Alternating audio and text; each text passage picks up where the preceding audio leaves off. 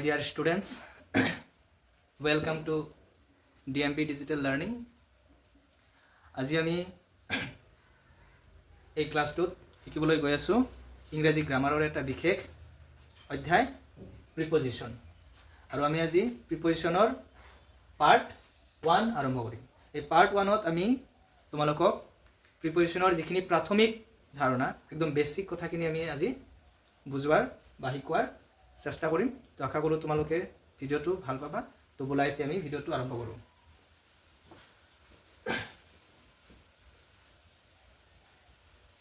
তো মৰমৰ ছাত্ৰ ছাত্ৰীসকল, তোমালোকে গম পোৱা যে প্ৰিপজিশন ইংৰাজী গ্ৰামাৰৰ এটা বিশেষ এটা অধ্যায়। ইয়াৰ পৰা প্ৰায়ভাগ পৰীক্ষাতে তোমাৰ ধৰাচোন 4 বা 5 মাৰ্ক আহে। তো গতিকে সেইকাৰণে আমাৰ প্ৰিপজিশনৰ যিখিনি প্ৰাথমিক ধাৰণা আগতে সেইখিনি আমাৰ লৈ ল'ব লাগিব, তাৰপিছতহে আমি আগুৱাই গ'লে অলপ ভাল হ'ব। তো প্ৰিপজিশন আচলতে কি? যেতিয়া আমি নাম শুনো প্ৰিপজিশন, আচলতে প্ৰিপজিশন মানেনো কি? তো চোৱা, প্ৰিপজিশন হৈছে গৈ আমাৰ এক প্ৰকাৰৰ শব্দ। প্ৰিপজিশন হ'লগৈ আমাৰ এক প্ৰকাৰৰ শব্দ। যেনেকুৱা তোমালোকে গম পোৱা যে নাউন, প্ৰনাউন, ভাৰ্ব, হয়নে? ঠিক তেনেকুৱা আমাৰ প্ৰিপজিশনো হৈছে গৈ এক প্ৰকাৰৰ শব্দ। যেনেকুৱা তোমালোকক মই এটা সৰু উদাহৰণ দি আগতে অলপ বুজাইলো। যেনেকুৱা ধৰা অন, ইন বা টু, এই ধৰণৰ শব্দবিলাকক আমি কি বুলি কওঁ? প্ৰিপজিশন। এই ধৰণৰ শব্দবিলাকক আমি প্ৰিপজিশন বুলি কওঁ। তো এতিয়া আমি এই ভিডিঅ'টোত এই প্ৰিপজিশনবোৰৰ বিষয়ে বা এই শব্দবিলাকৰ বিষয়ে আমি আলোচনা কৰিম। তো চোৱা, প্ৰথমতে আমি বুজাৰ চেষ্টা কৰিম যে শব্দটো কি দিয়া আছে? প্ৰিপজিশন। আৰু ইয়াক অসমীয়াত কি কোৱা হয়? অব্যয়। তো চোৱা, মই প্ৰথমতে প্ৰিপজিশন তাৰপিছত অব্যয় কিয় কোৱা হয় সেইটো মই অলপ আগতে বুজাই লৈ আছো। যদি ভালকে তুমি প্ৰিপজিশন শব্দটো যদি ভালকে লক্ষ্য কৰা, ইয়াত দুটা শব্দ আছে, হয়নে? প্ৰি যোগ পজিশন। প্ৰি যোগ পজিশন। তো প্ৰি মানে কি? প্ৰি মানে হল তোমাৰ পূৰ্ব। প্ৰি মানে হল পূৰ্ব, বা তুমি আৰু কি বুলি ক'ব পাৰা? আগত বুলি ক'ব পাৰা, আগত। আৰু পজিশন মানে কি? স্থান। পজিশন মানে হল স্থান। তো গতিকে দুটা শব্দ যদি আমি একেলগ কৰোঁ কি হৈ গ'ল? পূৰ্ব স্থান বা আগৰ স্থান, হয়নে? তো প্ৰিপজিশনবোৰ হৈছে কিছুমান এনেকুৱা শব্দ যিবোৰ কি কৰে? বাক্য এটাত, সেন্টেন্স এটাত আগত বহে, পূৰ্ব স্থানত বহে। এতিয়া কথা হ'ল কাৰ আগত বহে? বাক্যত থকা নাউন বা প্ৰনাউনৰ আগত বহে। দ্বিতীয় কথা হ'ল ইয়াক অব্যয় বুলি কিয় কোৱা হয়? চোৱা, অব্যয় শব্দটো তোমালোকে যদি ভালকে চোৱা, অ যোগ ব্যয়। অ যোগ ব্যয়। তোমালোকে ব্যয় মানে জানোনে কি? ব্যয় মানে হল খৰচ কৰা, হয়নে? বা ব্যয় মানে হল ক্ষয় হোৱা। আৰু অব্যয় মানে কি? যাৰ কোনো কি নহয়? ব্যয় নহয়। যাৰ কোনো কি নহব? তোমাৰ ক্ষয় নহব। যাৰ কোনো কি নহব? তোমাৰ পৰিৱৰ্তন নহব। যেনেকুৱা তোমালোকৰ চোৱা, সন্মান, তাৰ আগত যদি মই কি লগাই দিওঁ? তেনেহ'লে কি হৈ যাব? অসন্মান। তাৰমানে সন্মানৰ বিপৰীত। তো ঠিক তেনেকুৱা ব্যয়, ব্যয় মানে ক্ষয় হৈ যোৱা বা পৰিৱৰ্তন হৈ যোৱা, আৰু অব্যয় মানে যাৰ কোনো কি ধৰণৰ কি নহয়? পৰিৱৰ্তন নহয় বা কোনো ধৰণৰ ক্ষয় নহয়। তো আশা কৰোঁ তোমালোকে প্ৰিপজিশন শব্দটোৰ যি অৰ্থ সেইটো বুজি পাইছো। লগতে অব্যয়, অসমীয়াত যাক অব্যয় বুলি কোৱা হয়, ইয়াৰ মানেটো কি বুজি পাইছো, হয়নে? তো এতিয়া আমি এই বিষয়ে আৰু অলপ বহলাই আলোচনা কৰাৰ চেষ্টা কৰিম।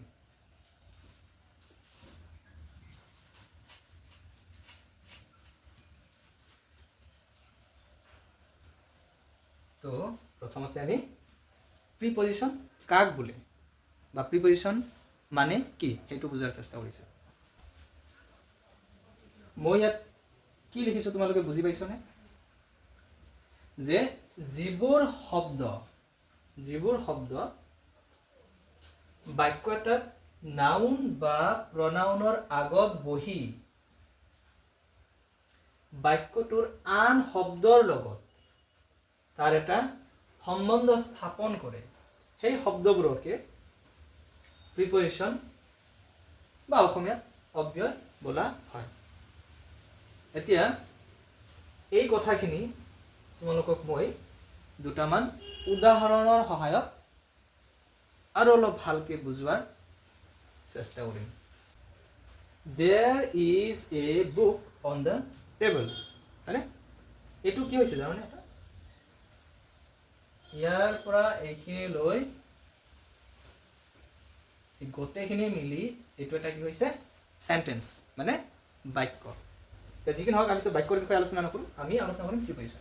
এতিয়া চোৱা মই প্ৰিপজিশ্যন কাক বোলে তাত কৈছোঁ যিবোৰ শব্দ হয়নে যিবোৰ শব্দ বাক্য এটাত নাউন বা প্ৰনাউনৰ আগত বহি বা পূৰ্বত বহি, কাৰণ নামতে কি কোৱা আছে প্ৰিপজিশ্যন, প্ৰিপজিশ্যনবোৰ ক'ত বহে নাউন বা প্ৰনাউনৰ আগত। এতিয়া চোৱা এই বাক্যটোত নাউন কি আছে চোৱা, যেনেকুৱা বুক এটা নাউন হয় কাৰণ নাম বুজাইছে হয় নে নাই। তাৰপিছত দ্য টেবল, টেবল মানে কি মেজ। এতিয়া যদি ভালকৈ লক্ষ্য কৰ দ্য টেবল এই নাউনটোৰ আগত এটা সৰু এটা শব্দ বহিছে, সেইটো হ'ল কি অন। তো অন শব্দটো আমাৰ দ্য টেবল এই নাউনটো মানে দ্য টেবল মানে অসমীয়াত কি ক'ম আমি মেজটোৰ আগত বহিছে। তাৰপিছত কি কৈছে চোৱা মই কৈছোঁ যিবোৰ শব্দ বাক্য এটাত নাউন বা প্ৰনাউনৰ আগত বহি বাক্যৰ আন শব্দৰ লগত তাৰ এটা কি কৰে সম্বন্ধ মানে এটা সম্পৰ্ক কৰি দিয়ে হয় না নাই। এতিয়া চোৱা এই অন শব্দটোৱে কি কৰিছে দ্য টেবল এই নাউনটো লগতে বুক এইটো এটা নাউন, দ্য টেবল আৰু বুকৰ মাজত এটা কি কৰিছে সম্পৰ্ক কৰিছে। চোৱা অসমীয়াত যদি মই কওঁ এইটো অনুবাদ যদি কৰোঁ কি হ'ব there is a table there is a book on the table, যে এখন কিতাপ আছে ক'ত আছে টেবুল বা মেজখনৰ ওপৰত। এতিয়া চোৱাচোন যদি ভালকৈ লক্ষ্য কৰোঁ যদি মই অন শব্দটো যদি নিদিওঁ, অন মানে কি মই ইয়াত লিখি দিছোঁ অনৰ মানে হ'ল তোমাৰ ওপৰত। চাবা অনে কেনেকৈ টেবল আৰু বুক এই শব্দ দুটাৰ মাজত এটা সম্পৰ্ক কৰি দিছে। দেয়াৰ ইজ এ বুক যে এটা কিতাপ আছে কিন্তু ক'ত আছে মেজ বা টেবুলটোৰ ওপৰত। এতিয়া মই যদি অন শব্দটো নিদিওঁ কি হ'ব there is a book the table. চোৱা এইটো কোনো বাক্যই নহ'ব, ইয়াৰ কোনো অৰ্থই নাথাকে। There is a book the table ইয়াৰ কোনো অৰ্থই নহ'ল। তো গতিকে যেতিয়া মই এই সৰু এটা শব্দ দেখাতে সৰু এটা শব্দ যেতিয়া লগাই দিছোঁ ইয়াক কি কৰিছে ই কিতাপ আৰু টেবল এই দুটাৰ মাজত এটা কি কৰি দিছে সম্পৰ্ক কৰিছে হয় নে নাই। তো প্ৰিপজিশ্যন মানে কি তাত কোৱাই আছে যে যিবোৰ শব্দ বাক্য এটাত নাউন বা প্ৰনাউনৰ আগত বহি বাক্যৰ আন শব্দৰ লগত তাৰ কি কৰে সম্পৰ্ক এটা বা সম্বন্ধ এটা স্থাপন কৰে, সেইবোৰ শব্দকে আমি কি বুলি কওঁ প্ৰিপজিশ্যন হয়নে।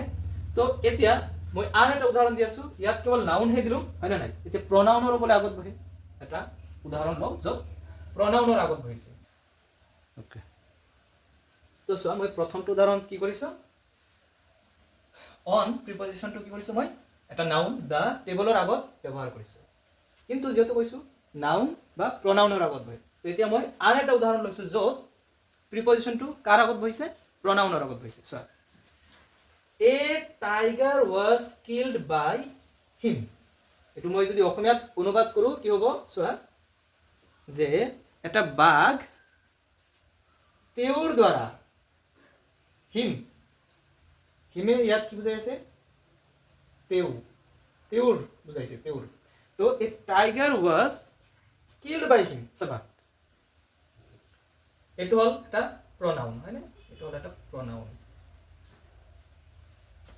এতিয়া টাইগাৰটো মানে বাঘটো কাৰ দ্বাৰা হত্যা কৰা হৈছে বা কাৰ দ্বাৰা মাৰা হৈছে তেওঁৰ দ্বাৰা হয়নে।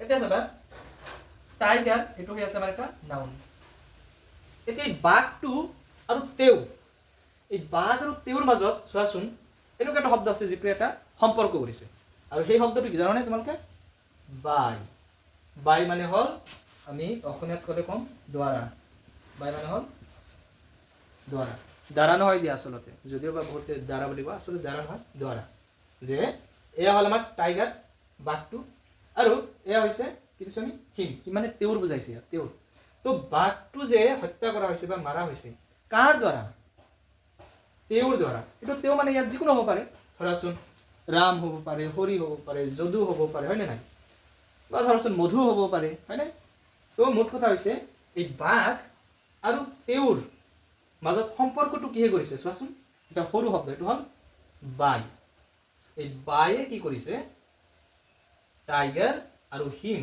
এই দুটাৰ মাজত সম্পৰ্ক কৰিছে নহ'লে তুমি চোৱা মই যদি বাইটো ব্যৱহাৰ নকৰোঁ এই টাইগাৰ ৱাজ কিল্ড হিম ইয়াৰ কোনো কি অৰ্থই নোলায় হয় না নাই কিন্তু যেতিয়া মই সৰু শব্দ বাইটো লগাই দিওঁ তেতিয়াহ'লে কি হয় এই tiger was killed by him এটা বাঘ হত্যা কৰা হৈছিল কিন্তু কাৰ দ্বাৰা হয় না নাই তেওঁৰ দ্বাৰা তো বাই শব্দটো দিয়াৰ লগে লগে এই হিম মানে প্ৰনাউন আৰু টাইগাৰ মানে বাঘ এই দুটা শব্দৰ মাজত এটা কি হ'ল সম্পৰ্ক বা সম্বন্ধ স্থাপন হ'লে হয় তো গতিকে